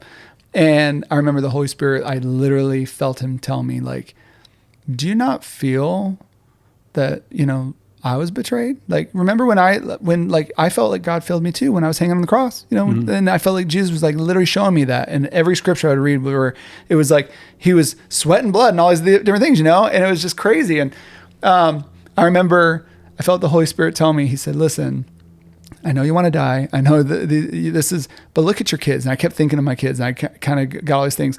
And then I just was laying there, my head on the fence, just weeping. And I felt the Lord tell me, he's like, before you go back into that house, I need to know if you're going to continue to trust me and follow me, no matter what it costs you. And I'm like, yes, I will. And before I said yes, I'm sitting there, no joke, this horse that hates people came up and put its little nose on me and did that whole little, you know, thing that they do and stuff. And I just lost it, man. I was bawling. It's like the Holy Spirit. I felt the Holy Spirit say, I'm with you. Wow. Like, stop looking at the world to bring the things to you. Like, I am the one that gives you everything. I give everybody everything. It's not them, it's me. So if you're wanting these things, I'm going to give it to you. But it's good. And so that's, yeah. And then I went in, and from then on, everything started changing. And I hear through this, even though your move here and things lining up and then the bottom dropping out and all of that, the thread running through it was you still had this relationship with Jesus, that you were listening, maybe even days when you were like not agreeing with his plan, but you still had that access and that relationship. And maybe that's an encouragement for people listening today. You may be at the bottom of the arc. You may be at the bottom of the between the mountains moment in the valley, but keep talking to him. Keep just being honest and real, even in the times when you're like, I don't like it. I don't understand it. You know, just keep talking to God, and you'll discover his faithfulness. As you were talking, Brandon, it made me think about some passages out of Psalm 73. The psalmist says, you know, my feet almost slipped I nearly lost my foothold, for I envied the arrogant when I saw the prosperity of the wicked. It looks like they have no struggles, and their bodies are healthy and strong, and they're free from common human burdens. They're not plagued by human ills. That's like you're looking around at other people, and you're like I almost slipped because I started looking at them and what kind of stuff they were having success in, and all this. And he says, surely in vain I've kept my heart pure and washed my hands of innocence, and just kind of thinking like I've tried to live the good life, and that was a waste. And he comes down toward the end of this. He says, when my heart was grieved and my spirit embittered, I was senseless and ignorant. I was like a brute beast before you, God. Yet I am always with you. You hold me by my right hand. You guide me with your counsel, and afterward you're going to take me into glory. Whom have I in heaven but you? Yeah. And earth has nothing I desire beside you. My flesh and my heart may fail, but God is the strength of my heart and my portion forever. It's so tempting when we look around at what God's doing in other people's stories, and those low moments. But I love the kind of the arc of the psalmist. I was almost slipping. And then I remember, that you are with me in all of this, and you're going to be faithful. And what a cool thing for you that as God opened some doors and reminded you that he was with you and still working, that things changed. Oh yeah. And and that's the thing with that, the thing that he also showed me was, so you can remember back when you were in the army, it's like he showed me like, you trusted me with your life, but you can't trust me to provide for you. Wow.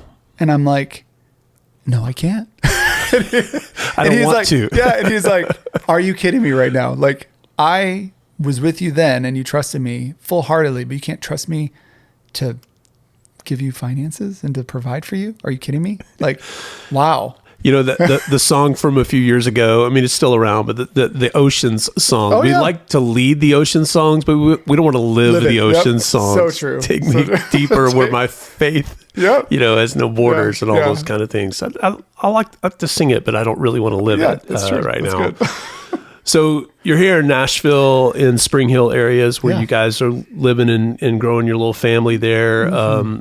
Couch Creative Company has been around for a while, pre-Nashville and stuff, but tell me about that. What do you guys do? What kind of services do y'all offer? What do you love about it? So I love it all. So it used to be, before I moved here, it was called BC Creative Media. And then back in 23, last year, I was on a music video shoot, and then I was on a photography shoot for another agency with a friend that owns it, and really big one. And he's like, what's the name of your company? I was like, BC Creative? He's like, the what? And he's like, that's seriously your name? I'm like, with a last name like Couch, you need something better. And so we went through and I kept going through. I was like, I don't know. And then I Googled one that they mentioned, and I'm like, no, that's an Emmy Award winning one. So then I came up with, all right, well, Couch Creative Co. Because I have a ministry that I run for music called the Worship Creative Co. that I did back in Seattle that I brought here. And so, which has been really cool. And so I just was like, all right, yeah. So Couch Creative Co. is literally, it's a one-stop shop for anyone's branding or creative needs. So with all the years of doing ministry and having to learn photography, videography, branding, marketing, all that stuff, I've actually surrounded myself by learning from people who were like top in the industry. Like Sue Bryce was a huge influence in my photography skills that I've done. When she'd come to Seattle, we did a mentorship thing, and she's huge in the fashion industry with photography.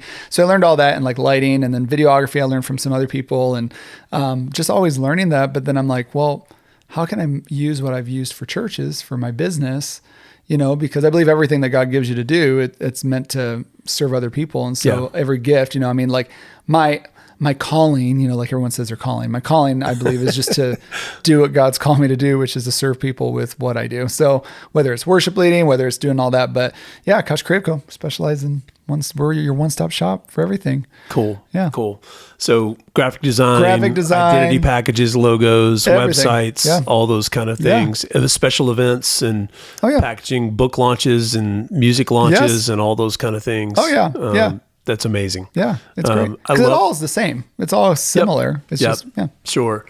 I love that you're able to take the experiences from church life and pull those in, and all the training and development you've been doing over the years to just kind of get really good at it. And what a cool entrepreneurial experience where you can have the worship creative and the couch creative, and you get the opportunity to play in both worlds, and enjoy both of them right now. And it's good that life is such.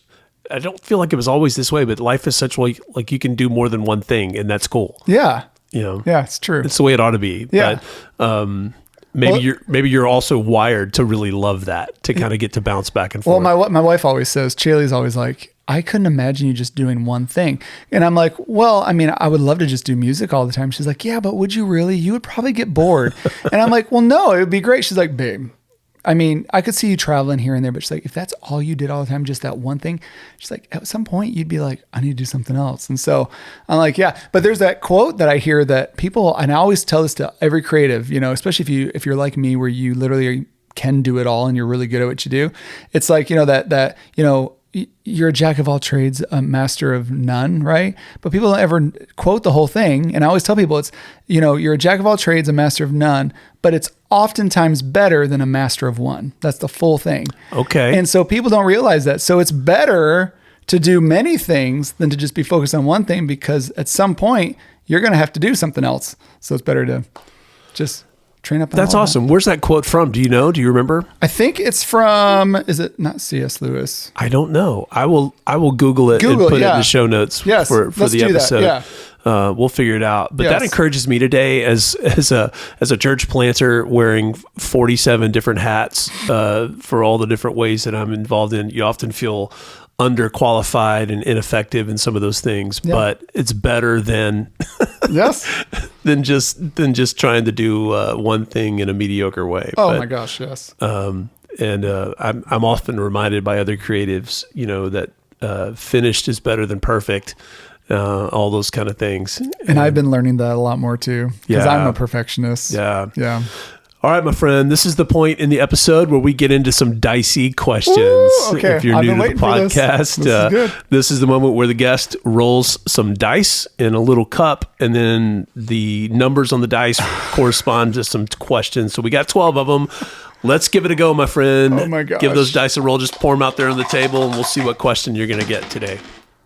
6. Question 6. Oh my goodness. Okay. So none of our guests have rolled this question before, and it's my favorite question. Oh my gosh. Okay. I can't believe we get to ask this question. Oh my gosh, please be good. Hopefully I answer. It's not scary. I just think it's a meaty question. So here's the question. It's a long question. What 1 year would you like to live over again because of its greatness or wanting a do-over? Oh, that's a great question. I stole it from somebody. I don't know who it was, but I'm loving it. That's a good one. No one, yes. Let's see. I mean, there's so many, but I would say the year that I would, and when I say a do-over, I don't mean like, because it was horrible. It was the best, I would say, because of just the way the year was. But I would say it would have been 2018. Okay. How come? Because that was the first year my family and I, because again, I never been in ministry. I never took vacations, never had the opportunity, or if I was, I always was called in. So that was the first time where a client of mine that I did housing photos for had a tree house. It was like a beautiful tree house in the mountains. Ooh. And I mean, it was like a huge house in the mountains. But that was the first time where I could literally unplug and just be present with my kids. And I remember sitting there doing like just playing music on a guitar that they had in the house. And my wife was cooking because she's an awesome pastry chef, and she was cooking and doing things. And then my kids were upstairs in the upstairs room, just giggling and laughing and just doing stuff. And they would come down and sit and listen to daddy. And then they'd go and we'd eat dinner, and then we'd do cards at the table. And there was no TV or anything, because we don't really do that even to this day. But like, it was just very much like just us, like just memories and moments that I could like take with my eyes as the camera and remember. And it's funny that this question's awesome, because last night I told my wife that I said, I wish I could go back to that day. Cause like, even like now, like being here, it's great, but I sit and kind of go, you know, like I really just, I would go back to that. Cause I'm noticing my kids are growing up so fast. Yep. And I've missed a lot of their life. Yeah. And so being able to just sit and be present with them, it's like, let's do it. So yeah. Cool. I love that. Man, thanks for sharing so many incredible stories today. Of course. I'm wondering if there's something that comes to mind that you might want to give as a little encouragement to people listening today who find themselves in the middle of a rough part of their story. Yeah. And I mean, people have probably heard this. If not, I didn't come up with it, but I think a couple things. One would be that, you know, I mean, we're never too far gone. You know, so many times when we feel like we slip up or we mess up, is that like God sits there and is like, how dare you for slipping up and messing up, when, you know, the thing I've really come to realize is that, like, you know, is that that's not how he works. He's not a God that sits there and is pounding you down and making you feel guilty and ashamed. Like, he's one that's sitting there with loving eyes being like, that's right. Hey, like, why, come on. Like, you can do so much better, you know, kind of like we do when you have kids and they're young and you're like, you did so great. You know, it's like, even when they fail, you're like, that was awesome. I mean, you could have done a little better, but that was great. You know, I feel like that's how it is. Like, you're never too far gone for God to do that. And then, I would say the last thing would be literally the thing, like one of the verses. I mean, of course, Philippians 4:13 is a great one. You know, I can do all things through Christ who gives me strength is a great one. But like the one that I've really been digging more so is it's like Philippians 4, 19, but my God will supply all my needs according to his riches and glory. And how true, you know, how many times do we sit there and think like, I got to do all these things for God to show up, when it's like, no, like I serve a God that loves me. He wants the best for me. It's good. And yeah.